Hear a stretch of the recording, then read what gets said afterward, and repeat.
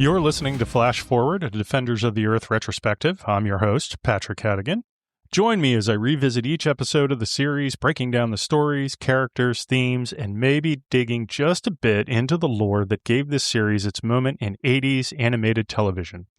Whether you're a longtime fan who remembers watching its first run, or discovering the show for the first time and wondering how you ever missed it to begin with, this is your chance to flash forward and back into a world of heroes, villains, and gloriously 80s retro action-adventure. Let's get started. So this week we are going to be reviewing episode number 6, The Root of Evil. The air date for this particular episode was Monday, September 15th of 1986. It was written by the writing team of Ken Cinnamon and Karen Wengrod. I hope that I pronounced both of those correctly. Now, looking them up on IMDb, these were writers in animated television shows such as Challenge of the GoBots, He-Man. On the live-action front, between the 80s and the 90s, they together, again, are credited with Who's the Boss, Silver Spoons, and Mr. Belvedere, just to name a few. Some of the characters that we're going to be seeing here are the usual suspects: Flash Gordon, Mandrake the Magician, Lothar the Phantom, Rick, Gordon, Jetta Walker, LJ, and Kashin, along with Dynak X. Blessedly, we will not be seeing Zuffy the Space Alien again. From the villain side, we're going to have Ming the Merciless, Octon, and we're going to get to see an unusual rendition of the Men of Frost. Some of the supporting characters that we're going to be introduced to are Dr. Whitestead and his daughter, Bridget. So let's dive in. Act 1. It's a dark and stormy night. We see into a conservatory where a man in a lab coat hunkers over a Bunsen burner with a vial of liquid that he refers to as a super plant food. The man espouses the ability to feed the entire world's population. However, when he pours the liquid into a nearby bowl and attempts to pick it up, he haphazardly spills it on himself. Within moments, horrified, roots begin to sprout from his hands and feet. Instantly recognizing his concoction's potential for destruction, he gestures to leave. However, he is unable due to fatigue. We then transition to see the lab as being monitored by none other than Ming the Merciless, who seems pleased with the outcome. Ming calls on Octon to have Dr. Whitestead and his daughter brought to him. Meanwhile, Flash Gordon is transporting a friend in his spaceship when they're suddenly attacked by a squadron of Ming's robo-ships. A daring dogfight ensues, with Flash gliding into a trench in the nearby moon. Using his surroundings to his advantage, Flash manages to destroy the attacking marauders. Flash becomes worried, as this can only mean trouble somewhere else, and makes a beeline for the Earth. We then cut to see a gaggle of Ming's robot ships descending on the mansion of Dr. Whitestead as his daughter approaches in her car. Upon entering the home, she immediately senses that something is wrong and attempts to locate her father in his lab. When she finds him, he appears to be hunched over, the roots from his hands and feet attached to the floor. Just then, several ice robots break through the conservatory's window wall, grab both the girl and the doctor, and make their return to Ice Station. Back at Monitor, we see Rick, LJ, Jetta, and Kashin doing homework in the library. When Kashin voices irritation on having to work on a science project, Jetta jumps in to remind him of his responsibilities. For science class! Come on, Kashin. Schoolwork's very important. You don't become a defender just because of your bravery, strength, skill. And good looks. Kashin, it takes lots of study, too. I'd still rather be out saving the world. We then transport back to Ming's ice station where his robots have successfully captured Dr. Whitestead and his daughter. Ming welcomes his guests, and when the daughter demands to be let go, Ming informs her that his Inquisitor will change her mind. When the daughter protests, telling Ming she will say nothing, Ming clarifies about the role the Inquisitor will play and turns on the machine in a burst of light. Within no time, the struggling young woman succumbs to the mind control apparatus and begins to share the formula of the superplant food. However, she comes to one main herb, loba, and she tells Ming that it's a secret ingredient known only to the professor and his oldest friend, Mandrake the Magician. Ming tells the daughter that it will be her job to convince Mandrake to reveal the location of the secret herb, or else. Back at Monitor, we find Jeddah chastising Rick for forgetting their high society function, Blue Moon Soiree. LJ has to remind Rick that the party is being hosted by his father Lothar and Mandrake for the children. Later on that night, we're taken to the Ruling Hills Country Club, members only, where we're treated to a fancy dinner party of ball gowns and tuxedos. LJ and Rick enter, and Rick is immediately taken aback by Jeddah as he fumbles to ask her to dance. We then see the doctor's daughter enter the party and find out that Ming has implanted a video monitoring system in her tiara. The daughter approaches Mandrake, and he instantly recognizes her as Bridget, his old friend's daughter. Bridget tells Mandrake that her father is on the balcony and must speak with him immediately. As the two find themselves outside, we shift to a view of Ming observing events from the video feed, and he reveals that he wants to put Mandrake in the Inquisitor to learn the location of the Loba. Back on the balcony, Mandrake futilely calls for his friend. Just then, a pair of ice robots drop in and spray the magician with a knockout gas. Although he attempts to fight it, Mandrake succumbs to the gas and falls to the ground, and the robots move to carry him away. Act 2. As the robots attempt to steal away Mandrake, Lothar appears and makes quick work of them and attempts to revive his friend. Lothar repeatedly asks Bridget to get some water, but she's as unresponsive to his requests as Mandrake.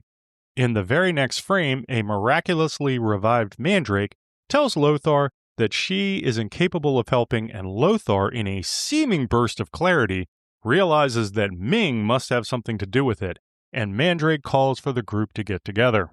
We then find ourselves at Monitor, where the group is focusing on breaking Bridget's mind control. Jeddah is wondering aloud why she should try to help, but Rick reminds her that her telepathic abilities are probably strong enough to break Ming's hold. Jeddah focuses in, and after several seconds, Bridget appears to come out of the mind control, realizing she does not know where she is. Next, the team has gathered in a conference room as Lothar explains a plan to fool Ming into thinking that Bridget is still under his control and have her tell him to look for the Loba plant somewhere in Siberia, when in fact, the plant is located in Peru. Mandrake reveals that the Phantom is there, standing guard. The final part of the plan is for both Mandrake and Lothar to infiltrate the ice station in order to retrieve Dr. Whitestead. Bridget thanks Mandrake, and we then realize that her tiara is continuing to share video to Ming, thus informing him of their plan.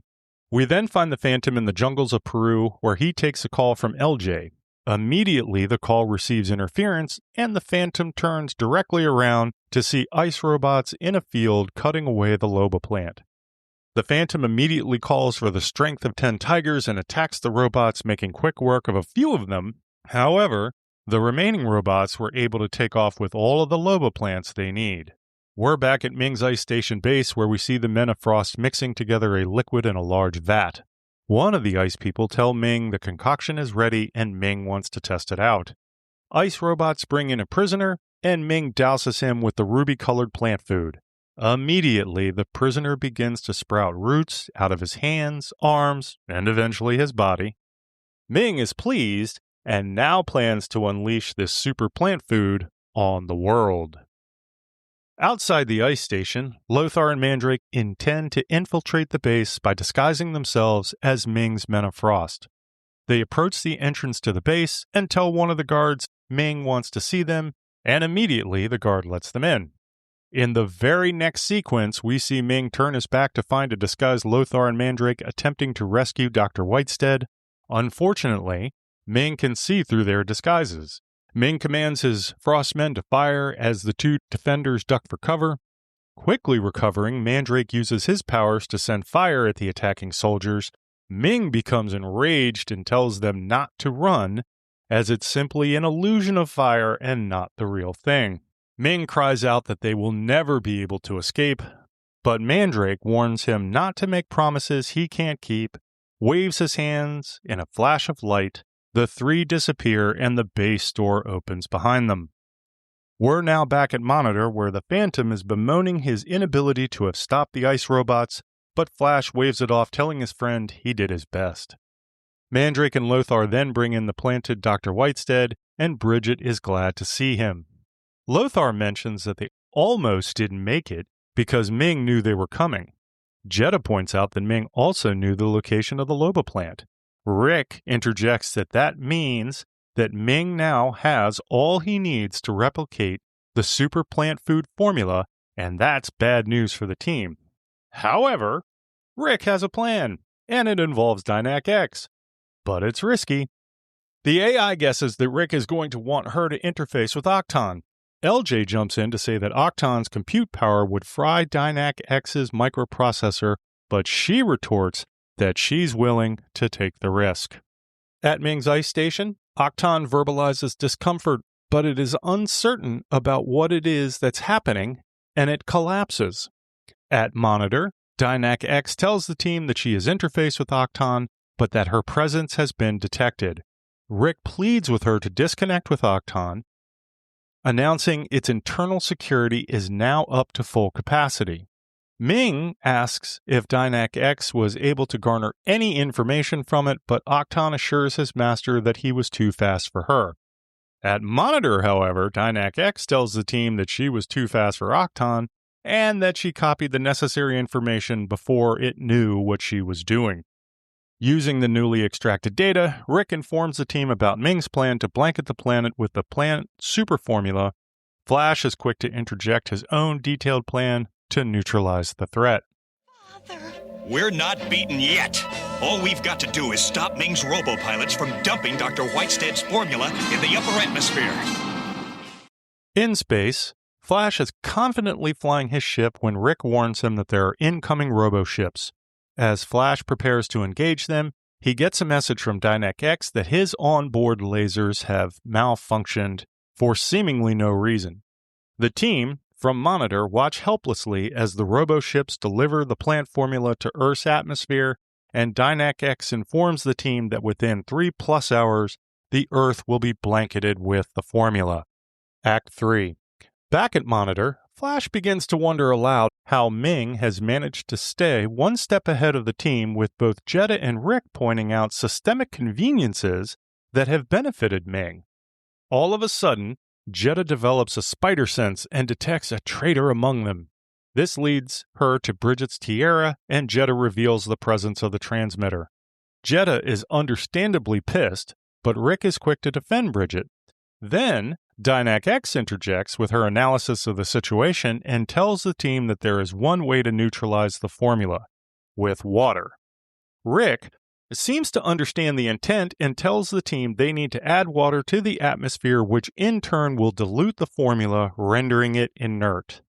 Mandrake inquires about watering an entire planet, but Dynak X has a solution with a warning. Got in there. Excuse the interruption, but a partial analysis reveals just one way to neutralize the plant food. Water, that's brilliant. If we can dilute the powder before it reaches the ground, it'll be too weak to do any harm. How do you propose watering an entire planet? Please observe. Specially charged ion particles released at a key point will stimulate rain clouds worldwide. However, this plan is based upon incomplete data. It may not work. Flash, however, sees no option as LJ helps him prepare the ship for the mission.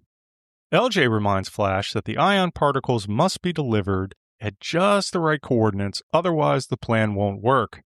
As Flash makes his way to the necessary coordinates, he is bombarded by attacking robot ships, but he still manages to release his load. As storm rain clouds appear to form over the entire planet, the team celebrates their apparent success. However, Ming appears on their monitor and tells them to take a closer look. Alarmed, the team watches images from all over the planet of people succumbing to the plant growth as the rainstorms appear to have accelerated the growth of the plant formula, with Ming clarifying that the rain has increased the formula's potency, and arrogantly thanks the team for their efforts. Bummed but not defeated, Mandrake takes a moment and recognizes two of Kashin's science experiment plants are on the floor, with one that appears to be fully grown and the other wilting. When he asks Kashin what's going on, Kashin tells him that the second plant was exposed to sonic frequencies from his tuning fork, and that reduced the plant's size. Rick immediately puts that information into Dynac X by pulling a simple lever, and learns that a sonic frequency might do the trick. However, the Phantom wonders how that would work across the entire planet. Collaborating together, Kashin, Rick, and LJ come up with a plan to use Flash's ships to form a massive tuning fork that will deliver an electrical charge to the entire planet's outer atmosphere. The plan is a go, and the team will take to their ships. Jedha and Bridget are present on a ship together, and Jedha is still suspicious of her. Back at the ice station, Octon tells Ming of the team's plan to attempt to neutralize the formula, and Ming orders him to launch fighter ships. Before the defenders can launch their sonic network, they are attacked by Ming's fleet, and the defenders engage in a dogfight. During the battle, Jedha becomes incapacitated, causing Bridget to take the helm and take out several ships in her wake. As Jedha comes to, the two are now obviously simpatico. With Ming's immediate fleet destroyed, the defenders employ their sonic electrical network pulse on the planet and return home. At Monitor, they watch as the plants begin to wither and the population become themselves again. Mandrake reunites Dr. Whitestead and his daughter with the Doctor, pledging to continue his work for the good of the planet. Jedha apologizes to Bridget for her behavior, but Bridget blows it off, telling Jedha that they are friends. Jedha tells the Doctor that the defenders will support his work, and Kashin is proud of the A he received on his science project. The end. This was a really interesting episode. As I was doing my research ahead of time, one of the trivia points from the DVD about this episode had commented that this episode is clearly very different from all the others. I didn't think a whole lot of it and went ahead and started watching the episode, and boy, did it become apparent really, really fast.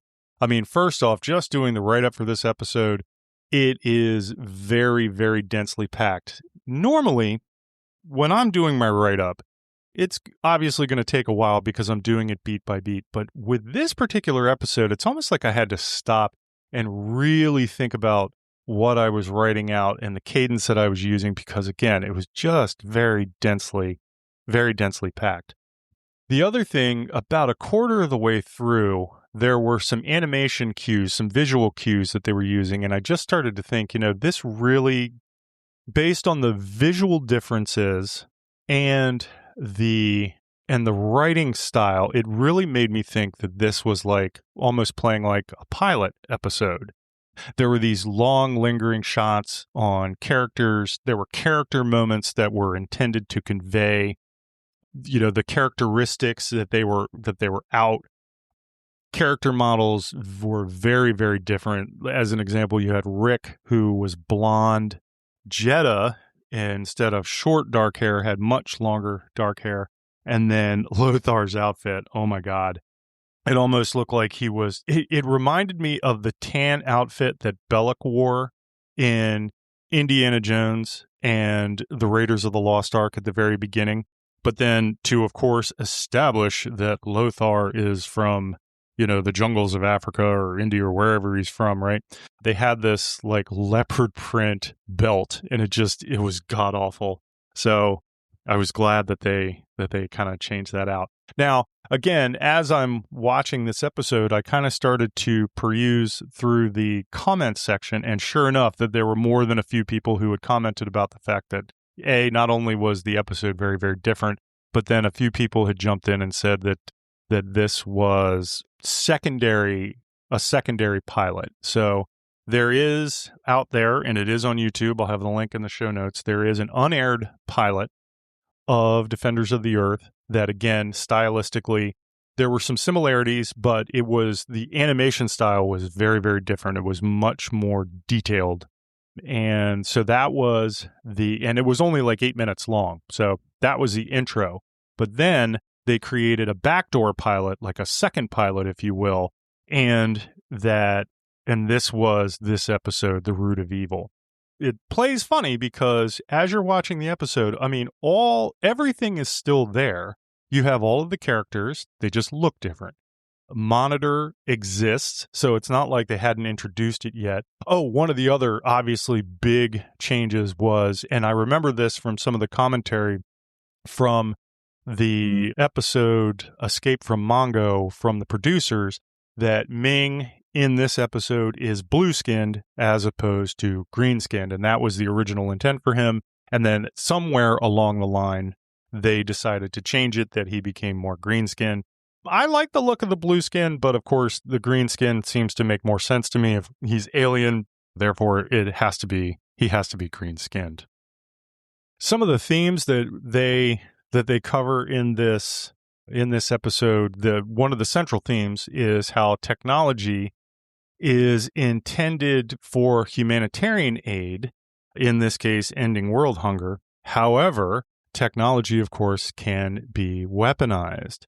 You had the juxtaposition of Dr. Whitestead optimism versus the sharply contrasted Ming, whose nihilism, as far as I was concerned, highlights that ethical debate and that ethical responsibility of creators to try to do good. But then you have those forces out there that are clearly not interested in doing that. And they can turn that technological marvel into something really detrimental. As I'm watching the episode, I can't help but think about some of the discussions around AI right now. You have so many of these large elite companies, very powerful people who are like, oh, hey, this is the greatest thing since sliced bread. This is going to change everything. And then you kind of have everyone else kind of looking around going, okay, I mean, I get it, but boy, this can be really, really dangerous. I saw a AI created video the other day. It was a political message. At first, I didn't really pick up on the fact that it was AI, but then and about midway through, you're like, oh, yeah, something seems a little bit off. But it was a very well done video, and I was just like, holy crap, this is scary. But on the lighter side, currently, there is this whole spate of online AI-created videos of Chuck Norris throwing himself into certain movie scenes. Every time I see one of those, I can't help it. Like, that to me is like, again, the juxtaposition, world-ending calamity versus just hysterically funny, ridiculous videos that couldn't be created otherwise. The Chuck Norris videos, if you haven't seen them, check them out. They're fantastic. One of the other themes that came up here that, as far as I am concerned, this was a pretty common 80s trope where you had the accidental saboteur. You know, the heroes are attempting to save the day, but of course it actually goes back and, furthers the villain's plans. The other thing that cracked me up about this episode, I even made a series of shorts about it. Flash Gordon's absolute eagerness to just do pretty much everything. I mean, he just walks through this episode with absolute supreme confidence. He knows what the hell he's doing. Everyone else needs to get out of his way. And it was really funny. It kind of made me laugh. In some of the early discussions with the producers, they talked about their concern about the fact that you had these characters, Ming, Flash, Lothar, and Mandrake, who are these 1930s properties. These have been around for a really long time. However, kids these days may not necessarily pick up on that. If any one of them, the one person that they're going to know is Flash Gordon. But that was a big concern. So that was the primary reason for bringing in and establishing the children. And in this particular episode, it was very, very clear that the kids were part of that central plot. They were the ones who were moving the plot forward. It really did feel, aside from Flash Gordon, who did take a relatively big part in the plot, It did feel like, especially Phantom, but Phantom, Lothar, Mandrake, they were kind of side characters. They were kind of on the outskirts of what was going on, but it really was the kids who were moving the action forward. Rick, with his technology prowess, was just constantly one thing after the other. I got a solution. This is what we're going to do. This is where we're going to go. You had LJ, Kashin, Jeddah. They were jumping in and working together in order to come up with solutions. They really highlighted Jeddah's mental abilities in this episode. They really, again, backdoor pilot, they really were trying to establish the kids as being a big presence in this particular episode. I thought it was one of the more effective ones. I really kind of liked how they weaved them in and how they were helping to solve the problems. The only thing that threw me off with this particular episode was the voice acting for the character of Bridget. There's no way to say it. It was just irritating. It really did throw me off. So one of the themes in this episode was that legacy and mentorship, emphasizing the relationship between these legendary heroes and their children and the kids, really pushing the plot beats, pushing them forward so that we can get to the inevitable conclusion. One of the other things that I picked up in this episode was that I have made several comments in the past about the time factor, where I feel like we jump from one situation to the next in order to be able to move the plot forward. In this particular episode, though, I felt like that there was literally missing segment. When Lothar is fighting off the ice robots after he goes to help Mandrake, there definitely is a missing sequence there, as we go in one frame from Mandrake being on the ground unconscious to the very next frame where he is standing up and Lothar is, they've immediately gone to figure out that Ming is a part of this. And it happens again when they infiltrate the ice station, because in one sequence they go to the security door, they're talking to the ice robot or the frostmen, and they're like, hey, you need to let us in because Ming wants us here. And the guy's like, okay. The very next frame, it's Ming, a shot of Ming who turns around, and he finds Lothar and Mandrake trying to pick up the doctor to take him away. So definitely something missing in between. One other thing that I picked up on that I thought was funny, I don't know if this was a goof, it was intentional, or they just didn't care. I don't know. But there was a sound goof when Lothar was fighting off the ice robots. When his fist comes into contact with the robots, you can clearly hear that stock sound, the ones that we hear on so many of the cartoons at the time, of a contact, when someone is getting punched, essentially, usually anyway, between two people, right? Very clear sound. However, when Mandrake goes and tosses the robots over the balcony and then they hit the ground, it's an unmistakable sound of breaking glass. So again, just an inconsistency there. Some of the other trivia that came out of the video, this episode approved as the 6th episode, but again, the animation style is distinctly different, so clearly it was made in the beginning. I had mentioned earlier about Lothar's design, Ming's design, and if I could articulate it, I would say this was a proof of concept pilot. And then finally, again, this was one episode that was free of Zuffy the space alien. So focus on the heroes, focus on the kids, and you have the episode, The Root of Evil. I would say that this was not necessarily my favorite episode. I really appreciated the animation that they did for this episode. Again, I know that it was very different than what we've been used to, and I do in general like the animation style that they ultimately settled on for Defenders of the Earth, but there were some really nice animation cues in this particular episode. With that being said, the plot was just so utterly ridiculous. When I first sat down to watch the show and it was like The Root of Evil, and you hit play on the episode and they come up with the banner, you see Ming kind of standing there hulking over the text, and I'm thinking, okay, this is going to get to the heart of They're going to come up with something clever about evil in general. This is going to be great. And then, of course, as soon as they introduce the plants, I'm like, oh, the root of evil. Yeah, okay. So not a terrible episode, but just definitely there's a certain level of suspension of disbelief, obviously, when you're watching a show like this, given the early pulp and sci-fi elements, but this was just utterly ridiculous. So I enjoyed it, but again, not my favorite episode. So we're going to come to a close on episode 6, The Root of Evil. The next that we're going to review is going to be Cold War. Until then.